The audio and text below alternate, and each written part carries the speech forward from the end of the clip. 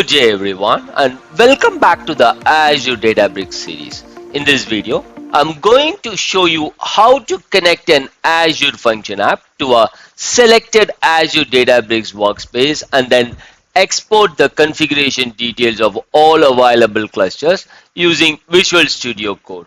In my previous video, I've done the same thing but using Azure Portal. In this video, we will walk through this process step by step by first creating and setting up the function app in Visual Studio Code, writing a Python script to interact with the Databricks REST API, retrieving all the important cluster configuration settings, and exporting the data so it's ready for auditing, analysis, or reporting. In my future video, I'll be using this particular data to do cost optimization for Azure Databricks. By the end of this video, you will know exactly how to automate cluster configuration retrieval using a function app without ever leaving your development environment. If you find this tutorial helpful, please give it a thumbs up, subscribe, and turn on the notification bell so you don't miss the rest of the Azure Databricks series. Let's get started. I will first create a function app. I'll be using Functions Premium here. Yeah, please understand this is gonna incur some cost, so just please keep that in mind before creating this. Yeah, let's click on select, and then what I'll do is I will enter the required details, and then we'll take it from there. I'm creating a new resource group, and I've provided this as my function app name. I've selected the operating system as Linux, and then the runtime stack is Python, and version is 3.11, and my region is West US 2. Yeah, so let's click on next, and everything else is going to be default. Yeah, so networking, I'm going to use enable public access as on as of now. Yeah, and then I will not integrate the virtual network right now, but what I'll do is if required later, I'll be doing it. Okay, let's click on review plus create, and then create it. It's created now. Let's go to the resource group, and then we will open the function app here. We will be using the VS Code this time. Before proceeding, what I'll do is I will create the required environment variables. Yeah. So as far as the environment variables are concerned, I'll be creating my first environment variable, which basically tells this function app what workspace it has to basically try traversing through. Yeah.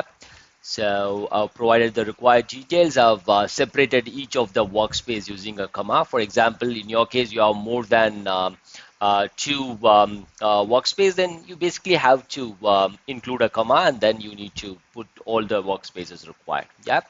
So now let's click on apply, and next one that comes in my list is the path tokens for connecting to each of these workspace. Yeah.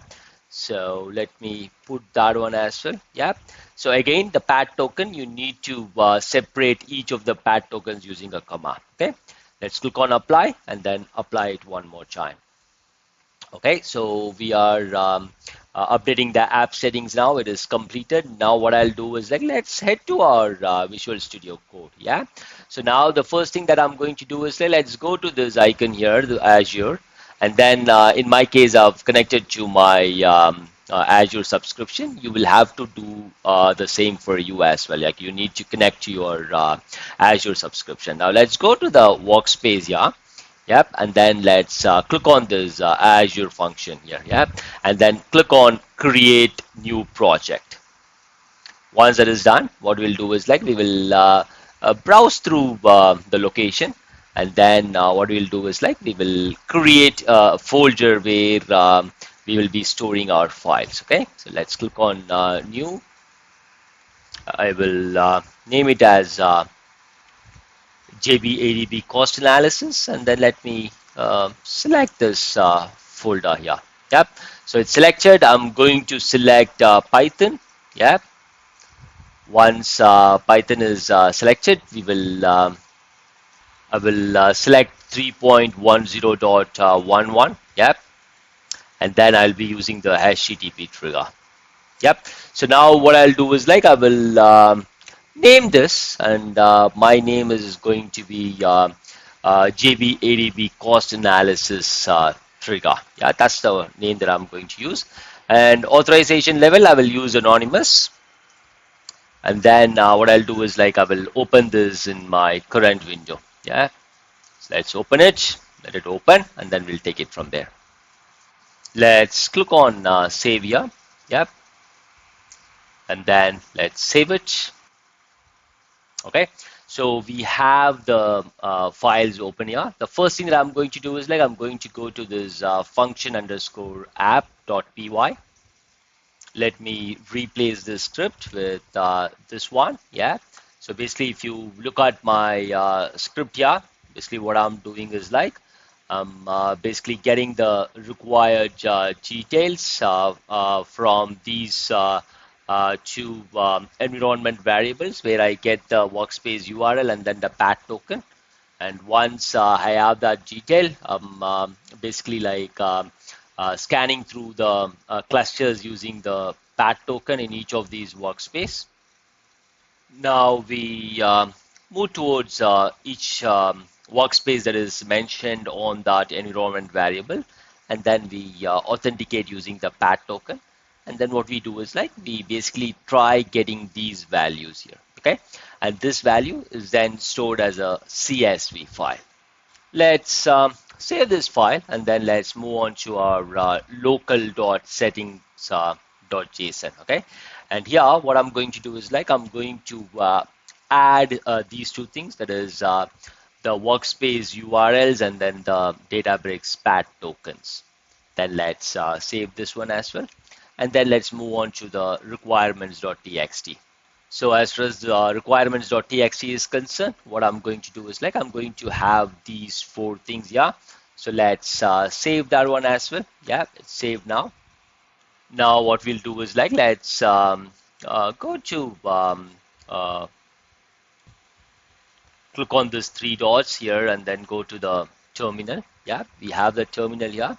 So the first thing that I'm going to do is like I'm going to get into this one, that is VENV scripts activate. Yeah, so if you see here we have this one here. Yeah, scripts, and then you have this activate. Okay, so now what I'm going to do is like I'm going to install the required packages that are present in this requirement.txt. Okay, so let's press enter, and then let's wait for the install to complete. So it's currently getting installed, so let's wait for it to complete. It's done now. So what I'll do is like let me start this function and then see if it works fine. Okay, so let's give it like another 30 seconds and then see what happens. Okay, so let's copy this and then try opening it in a new tab. Yeah, and if I open that, what I can see is like I'm able to see that this CSV file is getting opened. So let me open that. So this is the file that was downloaded. Let's open that, and if you can see here, we have the required details like the workspace details, the cluster name, the auto terminate minutes value, everything is there. So that means like it is working fine. So now what I'm going to do is like I'm going to deploy this into my function now. Yep. Let's go back to our Azure option here. Yep. And then we have this local project JBADB cost analysis. Yeah. So what we'll do is like let's right click on that, and then you have an option called deploy to Azure. Let's click on that, and then it's currently asking us to select the required function app. In my case, it is going to be this one. So let's click on that. So it is loading the deployment configuration. Let's wait for it to come up. It's going to ask us if we can deploy it. It will be asking the permission. Let's wait for it. So If you see here, it is telling like, are you sure you want to deploy to this particular function app? I'm going to click on deploy. Okay, so the deployment has started. Let's wait for it to complete, and then once this is done, we will switch over to our Azure portal, and then we will test it out from there. Okay, so now if you see here, the deployment is complete. Now let's go to our function app. This is our function app. Now what I'll do is like first I will go to this deployment center, yeah, and then to the logs, and then I will click on this one, because if you see here, this is our deployment log, just to make sure everything is okay. So I will click on that, and that let's click on the show logs.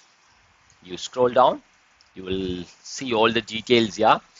Just making sure is everything is okay. So if you see here, I'm able to see that there are no errors, everything seems okay. So this tells me that our deployment was really successful. Now let's go to our overview here.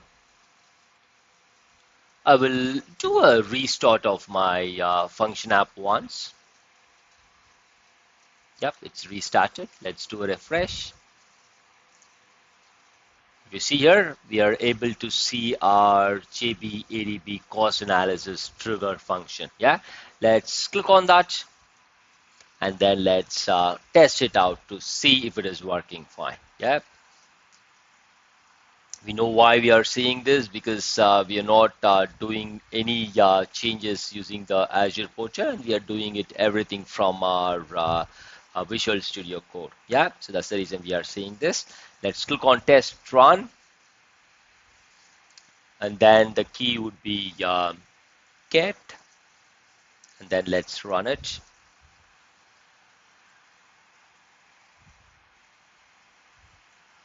And if you see here, it completed fine. Like I'm able to see all the required data. So what you can do is like you can copy this, and then put it in a notepad, and then save it as a CSV file. And then if you open it in Excel sheet, then you will be able to get all the required details. That's it for this video. Thanks for watching. Have a great day. Jai Hind.